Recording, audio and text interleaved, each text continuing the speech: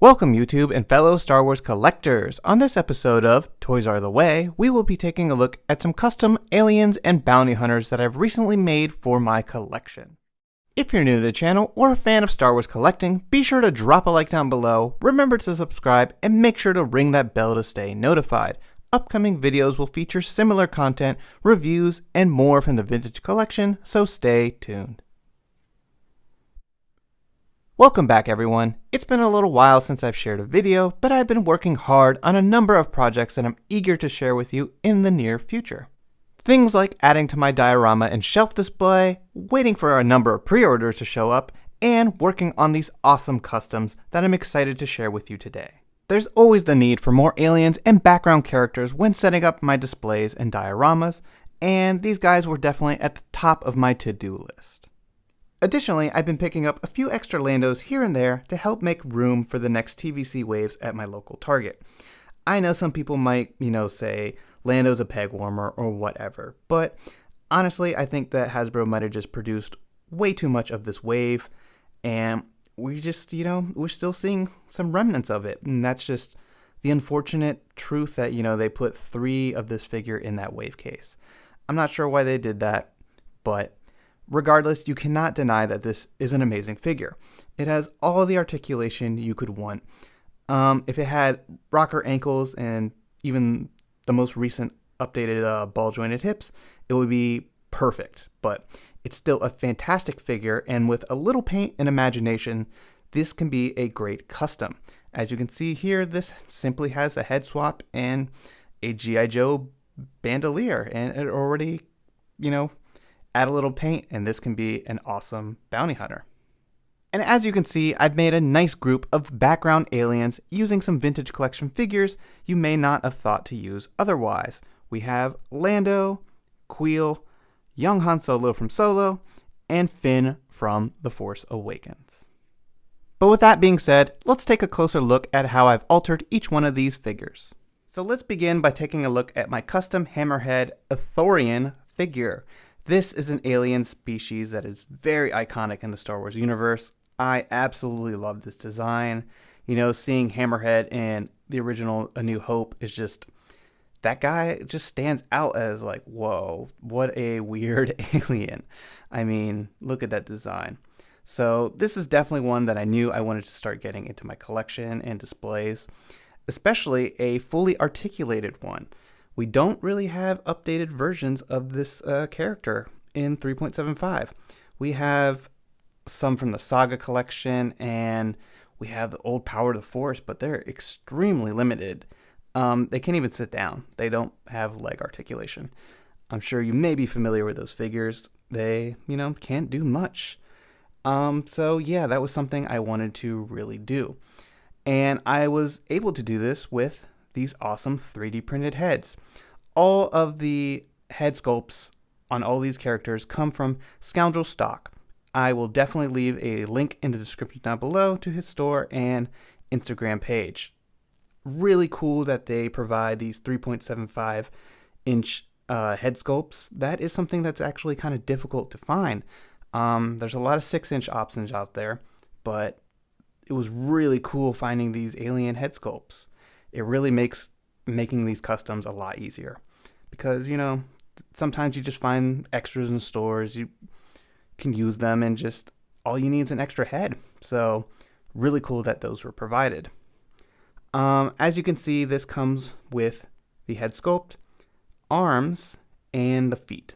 So that is actually really cool because I wanted to have the whole anatomy of this character. So really awesome stuff. So here's a closer look at the head sculpt, and you can see some amazing detail on this figure. And it looks really awesome in comparison to an official Star Wars release. So pretty cool stuff. I'm actually a bigger fan maybe of this head sculpt. I don't know, something about it looks better to me. Here's a little bit of the eye detail. That was extremely difficult to get painted. I've never painted heads before, and yeah, the eyes were a bit challenging. I had to use really tiny brushes and actually a toothpick or like cooking skewer to just lightly tap on the black pupil.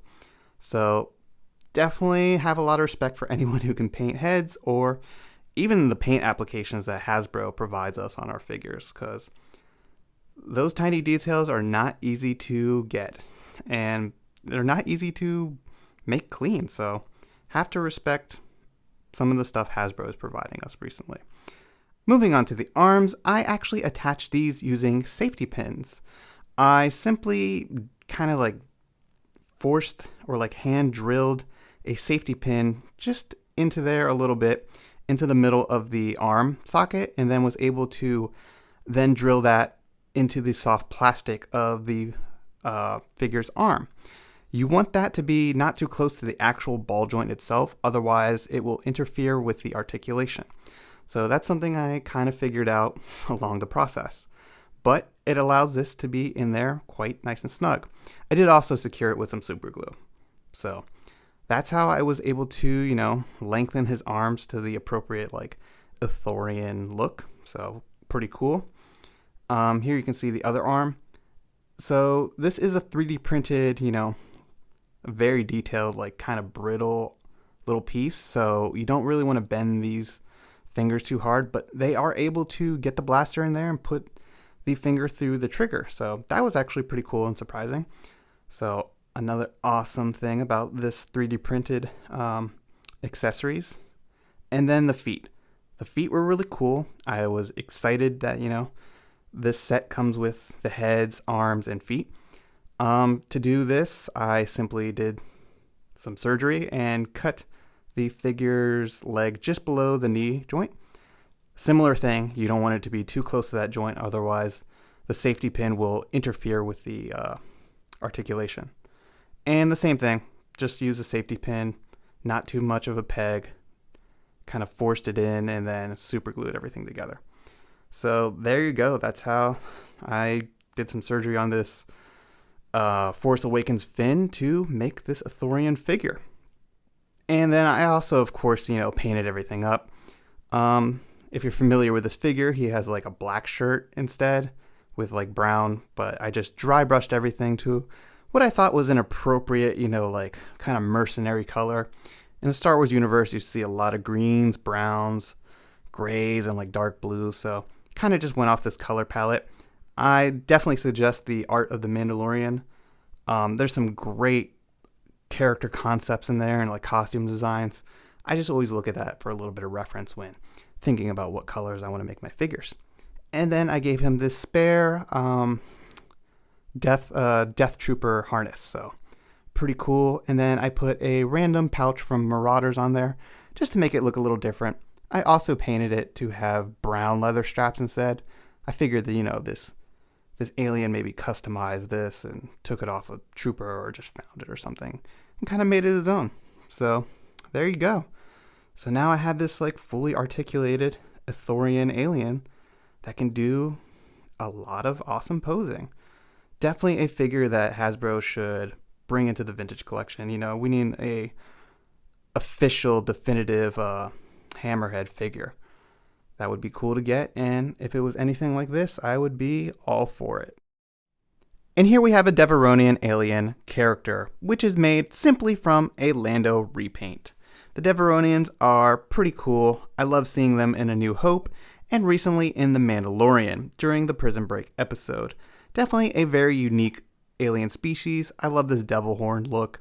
Something about it always intrigued me as a child watching A New Hope, so definitely one that I wanted to get in my collection. Also, this is another alien character that we don't have many options for a super articulated version in 3.75.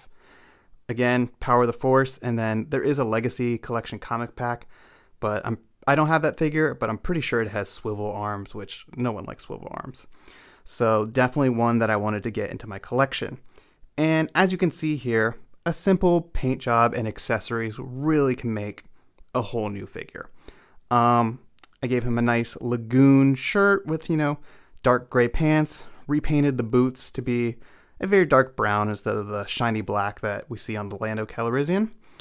I gave him this vest from Han Solo, the young Han Solo. And something about the vest, when I was like kind of putting it together and figuring it out, this guy, he definitely needs a vest. He just looks really good with it. So gave him that, gave him this Rebel blaster, which also came with Lando. I really do like the detailing and like weathering that they did with those, so that really brings this whole figure together. And then I gave him, of course, some pouches, this belt, and holster from Maruaders. Again, I will leave links to those down in the description below. If you've seen any of my previous custom videos, I talk about using Maruaders accessories. Really cool stuff that they provide. As you can see, these little ammo pouches and stuff just really make this look like a different figure. Specifically for this Maruaders belt, it's a little bit big putting on these figures. It's a little loose and baggy, so I actually cut mine down to size. And then there's little pegs that connect everything. So I basically cut it a couple little like millimeters shorter than it should be, just around the peg. And then once I glue the accessories on, this other peg allows it to snap shut and stay on. So that is technically modular, and I can always take it off if need be. So that's this guy, and I'm happy to have him. Once again, super articulated Lando figure, offers great articulation, really good range of motion. If he had rocker ankles, he'd be fantastic, but it's nothing to sweat about. I just want to have lots of extra aliens to just add to my displays and collection, and using like toy photography, putting them up against like battles with maybe Han Solo or like the Mandalorian. Just, you gotta have more of these. So really cool. Let's take a closer look at the head sculpt, which this is again by Scoundrel stock. Really awesome detail, fantastic. Really love the way this Devaronian looks. He's got a nice mischievous look on his face. Painting the eyes, definitely challenging. Once again, on more human-esque figures or characters, it's just hard to paint those eyes. Like the Hammerhead, you know, he's just a big alien, so big eyes. It's a little more forgiving, but I felt challenged on this. I was able to do the same thing, a really little brush to do kind of like the green eye, and then toothpick to just put a black dot pupil. The teeth were actually, you can barely see them because it's such a fine detail thing, but again, I had to use like a toothpick. I think I actually used a safety pin that I dipped ever so slightly in paint, and then just like with a magnifying glass just did the best I could to like get it on there. Yeah, that was very challenging, but I'm happy with how it came out. And once again, happy to add this one in my collection. I think he looks really cool. And here we have one of my favorite type of aliens, a Snivvian, or as you may know them in the Star Wars collecting world, a Snaggle Tooth. Definitely one of my favorites. As you can see in the background over there, we have Zutton, a recent vintage collection offering of a Snivvian character who's pretty awesome. We still need to get the actual Snaggle Tooth into the line, and his counterpart, the blue Snaggle Tooth, the taller version, which was, you know, a Kenner classic. Hopefully one day we see those in the vintage collection, but until then, I wanted to make some fully articulated Snivvian hunters. Once again, a lovely head sculpt from Scoundrel stock. This Snivvian has such a funny look to him. This one I also opted to spray paint the head sculpt first as a prime, and with the previous figures that I showed you, I actually just dry brushed it on. I applied like a thin coat of paint and then just like worked it in ever so slightly. But with this, I knew he had this bald head, so I wanted no texture left behind, so tried the spray paint. I actually like that a lot more. Then gave it a dark wash and just kind of dry brushed that in to accent all the highlights of the face sculpt. So pretty cool. And once again, we also have a Lando repaint. Gave him this nice army green color to just, you know, make it not look like a Lando shirt. I went with another gray type of pants color, but added some nice blues in there to just like make it look different. Also weathered up to just make it look pretty dirty, like he's been on some serious missions. And towards the bottom, bell bottoms, I wanted it to look a lot more different as well, so put these ammo pouches and cloth material down there to make it look a bit different. And once again, brown boots, because you gotta go brown. He also has this awesome vest from the old vintage or saga collection Greedo, as well as the belt from that character, and a pistol from young Han Solo. You can also see this modular belt that is provided by Maruaders, which has these cool peg holes, allowing us to put ammo pouches on that they also provide. I love these shotgun shells that they provide. One of my favorite accessories that they carry. I think just a cool look. And the belt buckle, of course, I painted with a silver paint marker. Not too difficult, just kind of got to be very delicate and just try not to bleed it all over the place. And everything, of course, gets a nice wash. And he got this Stormtrooper rifle from a spare Lobot. So really cool. Very happy to add him in the collection. Again, painting the face was fun but challenging. The eyes, I just used a toothpick, and I actually was able to do the tooth with a toothpick as well. That was very challenging, but you know, gotta have that Snaggle Tooth, and you gotta show it off. So happy to have this guy, and let's get on to the rest of the Snivvian trio. Next, we have this very stylish Snivvian with an awesome hairdo. Another fantastic head sculpt provided by Scoundrel stock. I really like this one. This haircut is just, it's pretty funny. So, always love a Snivvian with some good hair. Again, toothpick, painting, very difficult, but I think it looks great. He's pretty much on a young Solo body, which again, painted some army green. He has the blue Han Solo pants, which I opted not to paint. I like the way these pants look, and you know, you see different pilots within the Star Wars universe kind of like just roll with these pants, so I thought they'd look good on him. Simply just dirtied them up with a little bit of wash. As you can see, he has the IG-11 belt. I put some Maruaders accessories on there just to make it look a little different. That's definitely one of my favorite accessories we've gotten recently with the vintage collection. This IG-11 belt is very helpful when making customs. It just looks cool. It looks very like Western, like I'm gonna shoot you up, got some ammo and stuff like that, just ready to brawl. So one of my favorites, and I definitely have too many IG-11s. I pre-ordered a bunch, forgot I pre-ordered a bunch, see some in stores that I just pick up because it's a fantastic figure, and I really like having this accessory. Kept his Solo belt, but I actually was able to put in the Rebel Blaster in there. It surprisingly fits in pretty well. Let me get it out. There you go. Comes out and fits in there. So that is pretty cool. I didn't really realize that until trying to figure out these customs. This could have been a cool belt to include with the Rebel Fleet Trooper. Would have allowed them to have holsters, so something to consider. Other than that, this guy is pretty much straightforward. He looks cool. Gave him a Death Trooper rifle, because why not? This guy is ready to go. Very happy with this one. And another excellent addition to my Snivvian trio. And saving my favorite alien for last, we have this little Sniv. Something about a very short little Snivvian is just something I wanted in my collection. And this head sculpt is just perfect for him. It's got a funny little face, a little bald spot, friar tuck haircut. Love this guy. Gave him a backpack from a Clone Wars flame thrower trooper. Thought it would look really nice on him, weathered up very nicely. It has a peg, but you know, it wasn't designed to fit onto this figure, so just keeping it in place with a little bit of Elmer's tack. Also gave him these nice little shotgun shells from Maruaders just to make him look a little different. Painted his pants up. The vintage collection Kuiil had some nice brown army pants, but I wanted these to be a little bit of a different color, so made them a bit of a darker green and gave him this nice lagoon teal like shirt vest color. So that's all that I really did to him. And I also added this bandana just to give him, you know, a little bit of a bandit look. And yeah, gave him a pulse rifle from IG-11. And pretty much this guy's ready to go and go on some missions.